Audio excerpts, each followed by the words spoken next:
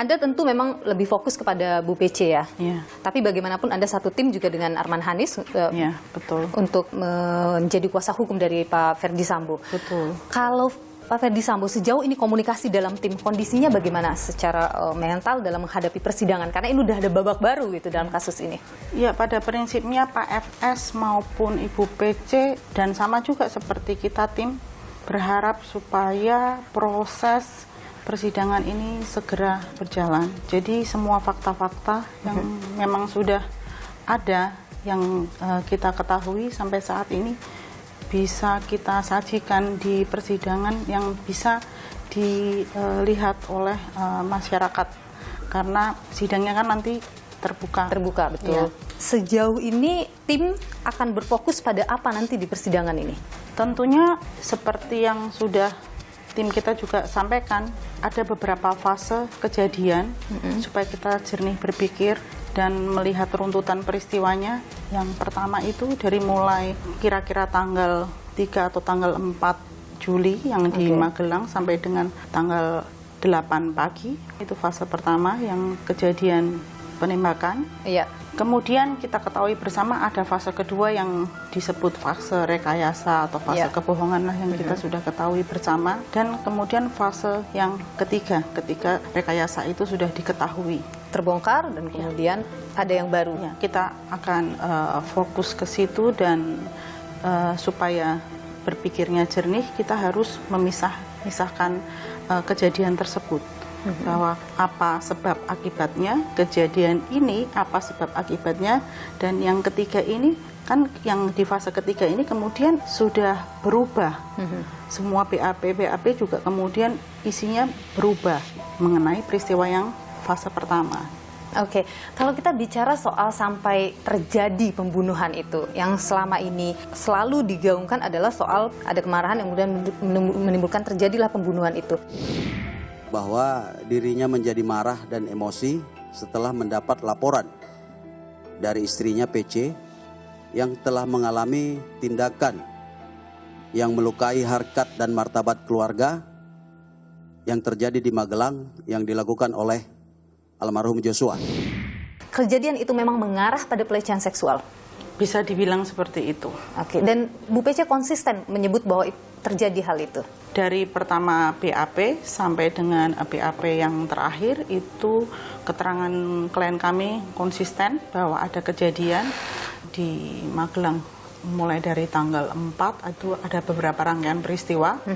Tanggal 4 sampai dengan tanggal 7 Juli. Oke, berarti termasuk secara detail menjelaskan soal ada pelecehan atau mengarah ke pelecehan itu. Oke, saya sekarang ingin berpindah ke Saguling.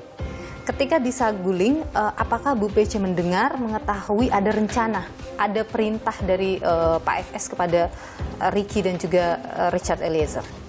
Dari keterangan klien kami tidak tahu. Oke. Itu. Tapi tahu ada proses pemanggilan itu? Klien kami tidak mengetahui karena saat itu ada di dalam kamar. Oke, ini yang di Saguling ya? Iya. Pada tanggal 8 saat baru nyampe Jakarta ya? Iya.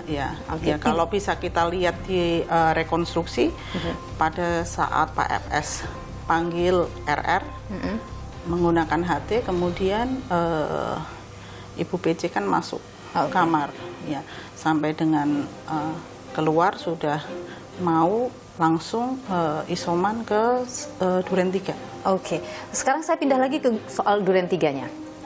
Ketika proses eksekusi itu terjadi, tentu itu tidak berdiri sendiri langsung eksekusi ya, tetapi ada ribut-ribut dan lain sebagainya.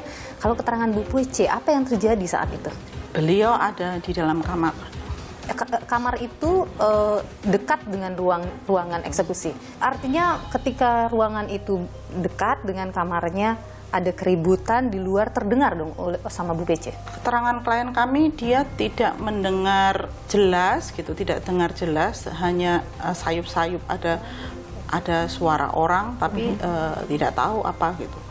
Ada kejadian, beliau juga masih di dalam kamar. Setelah ada suara tembakan baru keluar? Tidak keluar. Tidak ada keinginan untuk tahu misalnya apa yang terjadi di luar?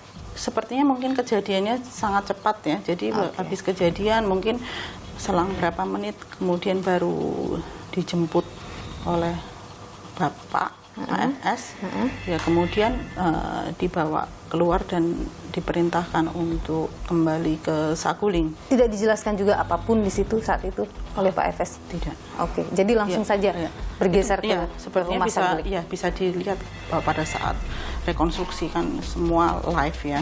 Dari semua bukti yang Anda punya, keterangan-keterangan saksi yang tentu meringankan klien Anda merasa bisa meloloskan Bu PC misalnya dari pasal pembunuhan berencana 340. Itu pasal yang luar biasa. Iya. Ya, jadi kalau dari fakta-fakta yang kita tahu, dari keterangan juga dari klien kami maupun saksi-saksi lain, ya sampai saat ini kami yakin bahwa beliau tidak terlibat. Tidak terlibat sama sekali? Tidak terlibat pada saat kejadian di Duren 3. Rekan Anda, Febri Diansyah, sempat menyebutkan bahwa soal memaksakan yang tidak bersalah itu juga bukan hal yang benar. Siapapun yang melakukan perbuatan maka ia akan dihukum sesuai dengan perbuatannya. Tapi yang tidak melakukan perbuatan tentu saja seharusnya tidak dihukum atas apa yang tidak dia lakukan. Itu memang perlu kita jaga dan kita kawal bersama. Artinya tim kuasa hukum merasa bahwa Bu PC tidak bersalah di sini? Kalau kita bilang tim kuasa hukum merasa Bu PC tidak bersalah, ya seperti yang saya tadi sebutkan, memang fakta-faktanya demikian. Fakta-faktanya tidak ada yang mendukung bahwa beliau ikut terlibat di dalam kasus penembakan tersebut. Artinya pasti kuasa hukum akan berupaya semaksimal mungkin untuk menggugurkan itu. Pasal 340 itu, benar? Benar. Soal fakta perencanaan itu, kuasa hukum sudah pegang? Kalau fakta-fakta pasti kita sudah mendapatkan yang disebutkan oleh klien kita. Bahwa itu diambil dalam keadaan emosi? Ya memang pada saat itu sangat emosi ya. Oke. Artinya Anda membantah ada perencanaan dalam proses pembunuhan itu? Sampai saat ini memang kita tidak melihat ada itu. Oke. Ketika kemudian disebutkan apa yang terjadi di Saguling, itulah proses perencanaannya? Ya pasti penyidik maupun rekan-rekan kejaksaan pasti juga punya alasan tersendiri dan yang kita belum lihat sampai sekarang karena belum terima berkasnya. Nah itu yang kita tunggu supaya bisa kita pelajari juga. Kalau sejauh ini apa yang kemudian tim sudah siapkan untuk kemudian menghadapi persidangan? Tentu pasti sekali lagi Anda pasti ingin menggugurkan 340 itu. Kalau persiapan khususnya memang tidak ada karena memang ya nanti pasti kalau sudah terima berkas kita akan pelajari bersama. Kalau persiapan yang lain ya sudah mengadakan riset, ya putusan-putusan sejenis. Kemudian kita juga berkonsultasi dengan ahli-ahli, ahli pidana, psikiater. Oke. Berapa banyak saksi meringankan yang sudah disiapkan? Belum tahu. Oke. Pastinya ada, tetapi jumlahnya belum tahu. Untuk Ibu PC, Anda mengharap Bu PC terbebas dari semua tuntutan? Saya mengharapkan putusan yang terbaik untuk beliau, sesuai dengan fakta yang ada. Oke, baik. Kita akan lihat bagaimana perkembangan persidangan ini. Terima kasih Mbak Sarmauli Simangunsong atas waktunya hari ini, pengacara atau kuasa hukum dari Ferdi Sambo dan juga Putri Chandrawati. Sehat selalu. Terima kasih Mbak Nilu.